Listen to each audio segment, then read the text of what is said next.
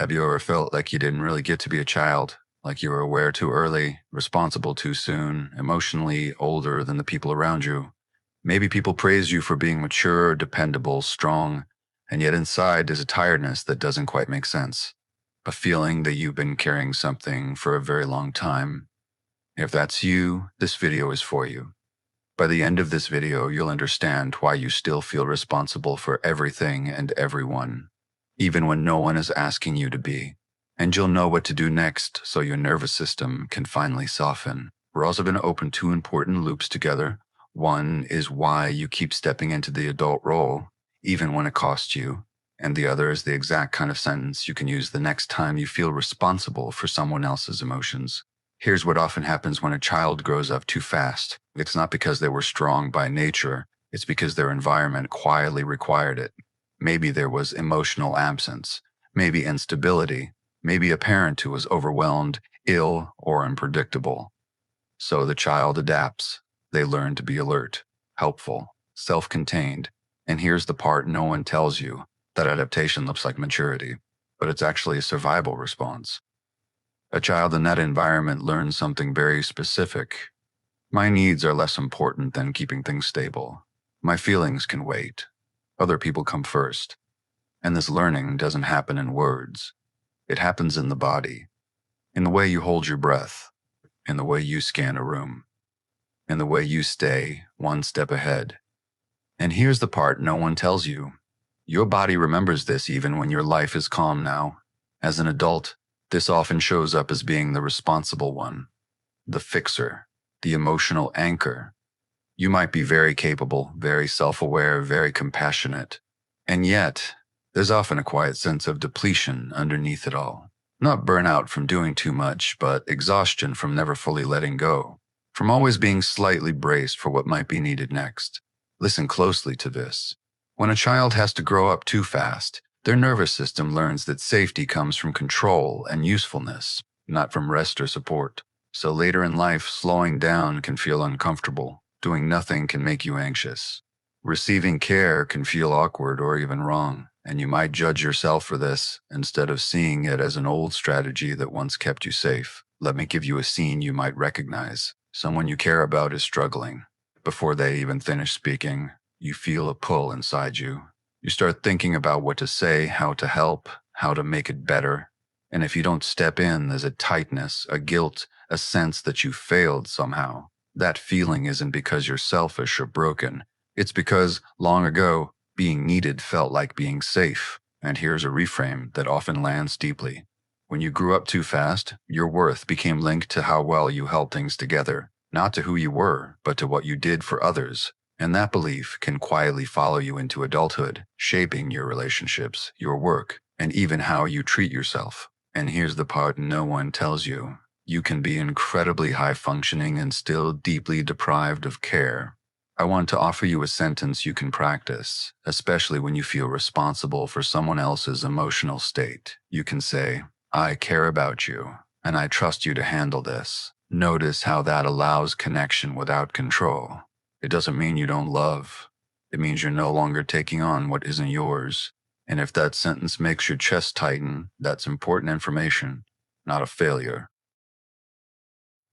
Let's do a small reset you can try today. Nothing dramatic. Just notice your breath as it is. Let the exhale be a little longer than the inhale. As you exhale, be a little longer than the inhale. As you exhale, feel the weight of your body being supported by whatever you're sitting on. And quietly inside say, "I don't have to hold everything right now." You're not trying to feel better. You're letting your body experience not being in charge for a moment. There's often grief here too, and it's important to name it. Grief for the care you gave but didn't receive. Grief for the softness you didn't get to live in. And many people rush past this grief because they think it means something is wrong. But here's the truth. Grief is not weakness. It's the body recognizing what it missed.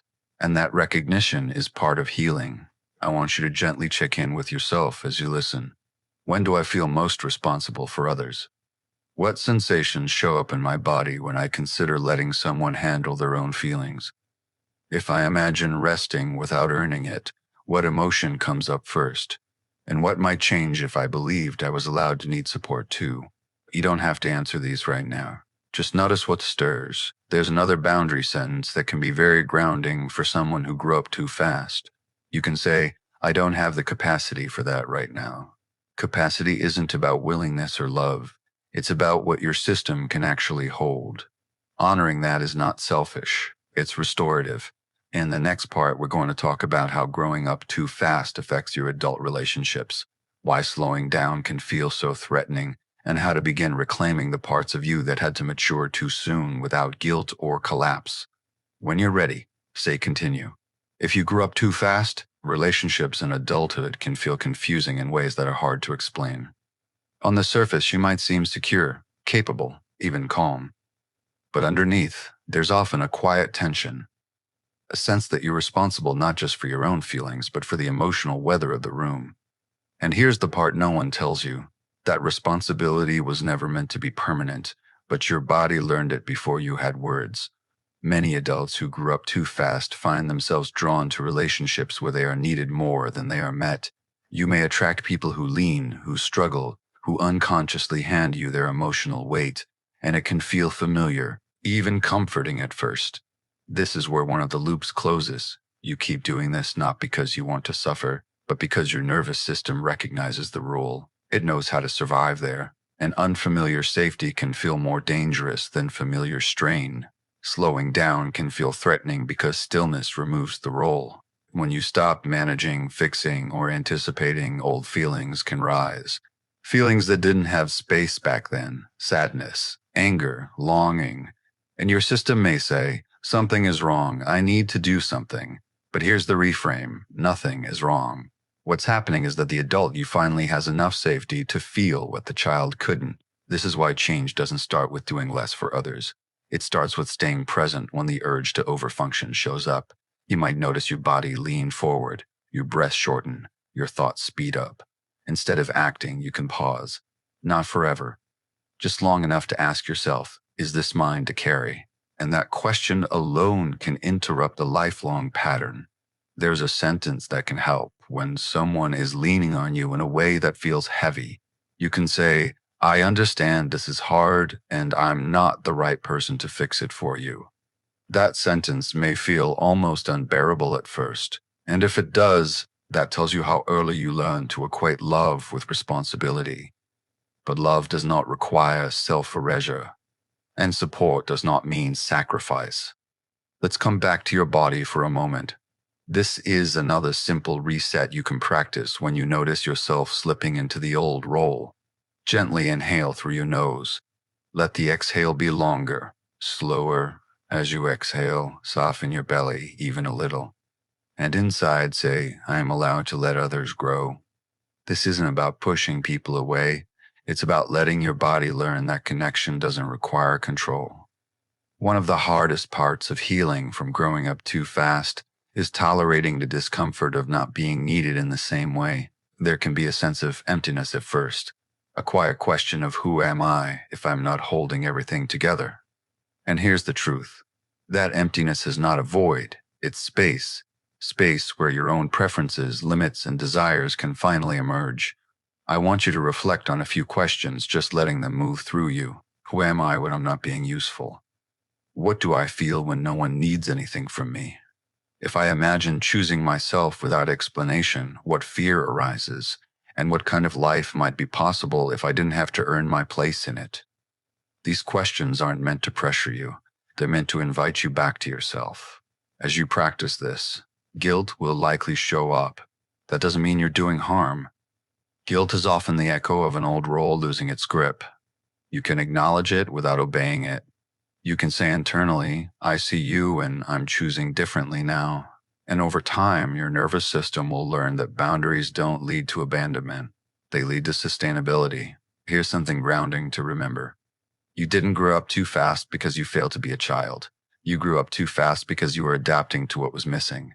And adaptation is intelligence, not weakness. But you are allowed to update the strategy now. You are allowed to receive what you once had to provide. Healing doesn't mean you stop being compassionate.